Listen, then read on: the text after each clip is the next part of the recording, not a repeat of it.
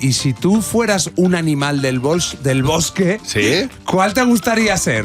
El oso, porque está todo el día durmiendo. Casi nadie me molesta. La mariposa, porque se hace bonita de repente. Antes son gusanos que dan tolasco. ¿Por qué los gusanos dan asco y las mariposas son bonitas si son lo mismo? Es como cuando uno se pone guapo. Se peina, se echa colonia y antes da tolasco. El goriga.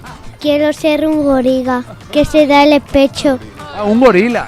¿Por qué? Porque yo quiero ser fuerte como él. El conejo, que van como los locos. Me hace mucha risa. Un castor, porque también come madera. ¿Para qué quieres comer madera? Para hacerme fuerte. Y algunas veces se hace casas él solo. Pájaro, porque tiene pollitos. Son muy monos. ¿Pero entonces son monos o son pájaros?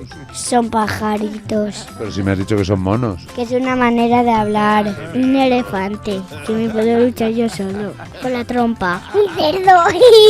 Porque son muy graciosos. Porque son unos cerdos. No se lavan, solo en el barro. A mí me encanta no lavarme.